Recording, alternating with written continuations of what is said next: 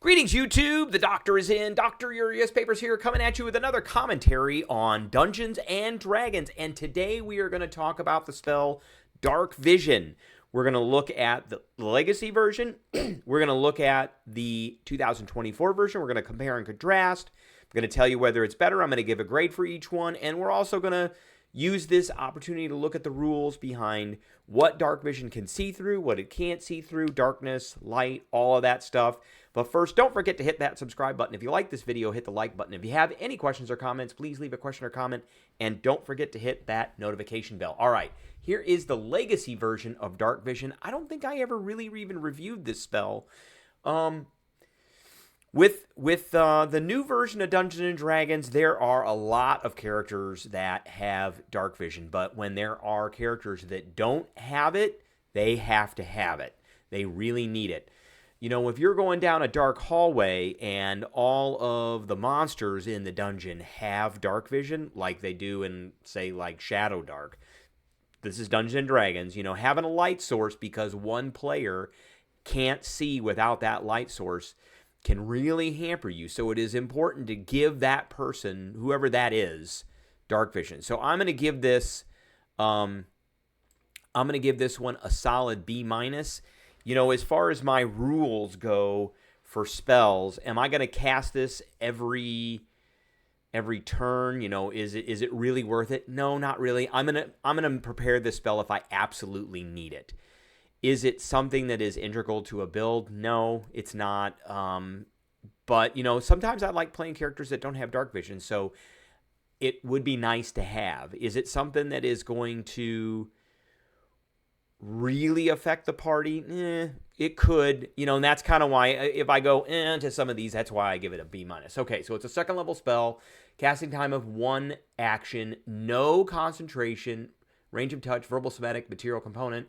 It lasts for 8 hours, which is great. It's transmutation. You touch a willing creature, granted the ability to see in the dark. For the duration, the creature has Darkvision out to a range of 60 feet, which was the standard for most player characters with Darkvision standard is 60 feet. Now, let's look at the new version of Darkvision. The new version, again, is still a second level spell. Still take 1 action. Still has range of touch. Still verbal, somatic, and material component. Still lasts for 8 hours. Still transmutation.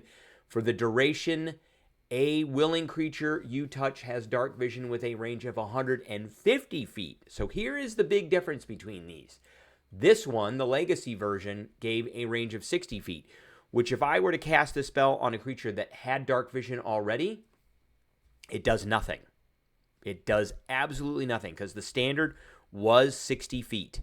So it does absolutely nothing for them. So this spell would only be cast on creatures that did not have Darkvision. However, the new version from 2024 has a range of 150 feet, which is almost 3 times as much. I think it's 2.5 times as much as the Legacy version, which means I can cast this spell on any creature and it will be useful because that creature will now have Darkvision out to 150 feet. So we're going to give this a grade bump.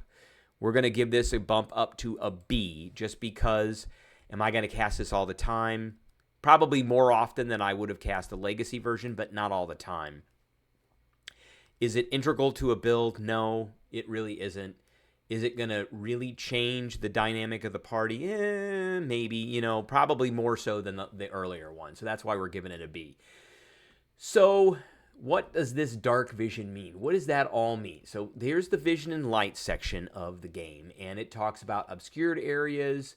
If you're in darkness, darkness is heavily obscured. It's right there. Darkness creates a heavily obscured area. So you have the blinded condition while trying to see in something in a heavily obscured space. Okay, so blinded condition is right here. You can't see and automatically fail any ability check that requires sight, like perception checks. Attack rolls against you have advantage, and your attack rolls have disadvantage. So that's a big deal. That is a big, big deal.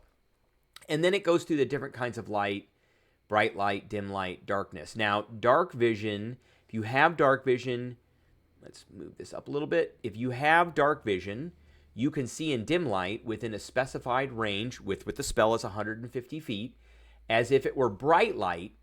So that's dim light. And in darkness with that range, as if it were dim light, you discern colors in the darkness only as shades of gray. So if it's pitch black darkness, that means you get dim light. So an area of dim light is usually bounded between bright light and surrounding darkness. And it is light. Creatures are lightly obscured, which means you have disadvantage on perception checks to see something in a lightly obscured space. Okay, so that now you can see things, you just can't see them great. If you're in dim light, then this goes away and it's bright light if you have dark vision. So that is the big deal with dark vision. I've highlighted here dark vision and darkness. We've looked at the blinded condition.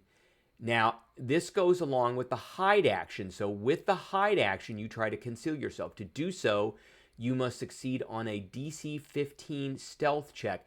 This used to be a stealth check that was opposed by a perception check. Now it's just a DC 15 while you're heavily obscured, behind 3/4 cover or behind total cover, and you must be out of enemy's line of sight.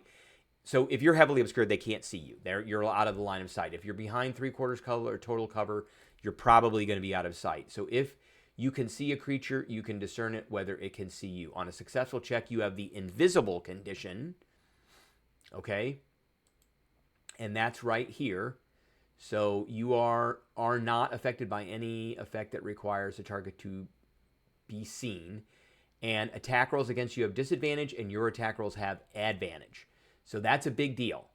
So again, that's a big deal. You can now, which means if you have dark vision, you can sit in an area that is heavily obscured, darkness, only darkness, not fog, darkness, and you can use that hide action if you are hiding from creatures that do not have dark vision. So the other thing that I do want to address, and we're not going to cover this spell because this spell hasn't changed. I've covered this spell before. It is kind of wonky still the way that it is worded, and that it's the spell Darkness. So it's a second level spell. It has one action, range of 60 feet. It's a 15-foot radius sphere, verbal and material components. It lasts for 10 minutes. It is concentration. So for the duration, magical darkness, and again, darkness is heavily obscured. That is, it's a thing in the rules glossary that means it's heavily obscured. If you're in it, you're blinded if you don't have dark vision, except this one. This is different. And ignore this thing that says magical darkness. What we really need to concentrate on is this last sentence here that says dark vision cannot see through it being the darkness spell, and non-magical light cannot illume it being the darkness spell. So it is unique to this spell only. So in other kinds of darkness, unless it says otherwise, like this does, you can see in that if you have dark vision. But particularly with this, you cannot see through this with dark vision because it says that you cannot, and you cannot use a non-magical light in this either. Now, alternatively, you can cast a spell on an object that isn't being worn, okay, and then you can make it emanate darkness. If any of this spell's area overlaps with an area of bright light or dim light created by a spell of level 2 or lower, so that is going to be the light cantrip, things like that, then that light is dispelled. So that's gone. If any of this spells, it's this darkness. So that's really important. Dark vision does not work in the darkness spell because of that last sentence, and everything kind of proxies off of that last part of it. And again, it allows you to see in heavily obscured darkness, not heavily obscured fog, but heavily obscured darkness, as if you were in dim light, which gives you disadvantage on perception checks, and then in dim light, as if it were bright light. And again, here's darkness, there's dark vision. Here's the blinded condition, which you have if you're in darkness and you cannot see in regular darkness, not the dark vision.